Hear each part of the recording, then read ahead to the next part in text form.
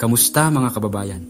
Alam nyo ba na ang tinapay na ito, ang pizza na ito, at maging ang mga kakanin natin ay may isang sikretong nag-uugnay sa kanila? Ito ay ang gluten, ang superhero ng mga protina. Ngayon, aalamin natin kung paano nito ginagawang espesyal ang ating mga paboritong pagkain. Noong unang panahon, natuklasan ng mga Ehipsyo ang art ng pagluluto ng tinapay.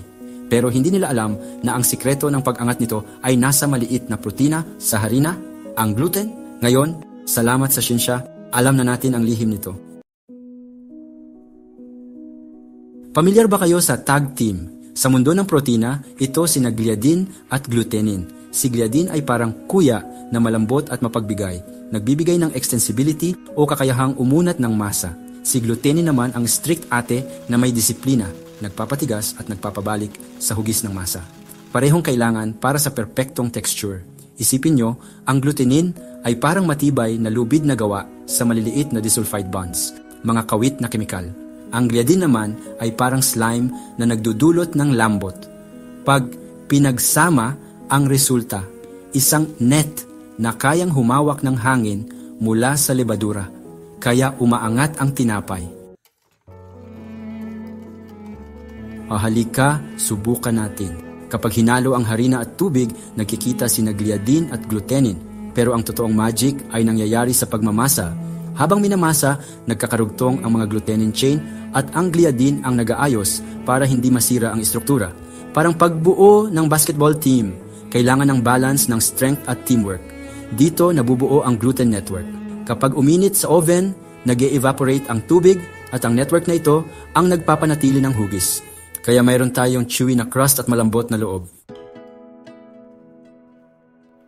Pansinin nyo, ang pandesal ay chewy, ang puto ay malambot.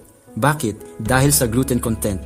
Ang harina ng pandesal ay mataas sa glutenin, samantalang ang puto ay gawa sa bigas na walang gluten.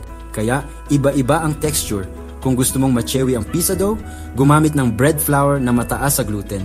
Pero kung cupcake, cake flour na mababa ang gluten para sa super lambot. Pero hindi para sa lahat ang gluten. May mga taong may celiac disease o gluten intolerance. Pero huwag mag-alala. May mga alternatibo gaya ng harina mula sa bigas, cassava o almond. Pero syempre, iba pa rin ang texture, kaya mahalaga ang gluten sa tradisyonal na pagluluto. Tingnan nyo, gumamit tayo ng rice flour. Walang gluten, kaya hindi ito angat gaya ng pandesal. Dapat magdagdag ng baking powder para sa lift. Science in action. Kaya sa susunod na magluluto kayo, tandaan ang gluten ang nagdadala ng himala sa ating kusina. Sa tamang harina, tamang pagmamasa at tamang pagmamahal, kayang gawin ang mga alaala sa hapagkainan. Gluten, hindi lang protina, kundi pagkakaisa ng siyensya at sining.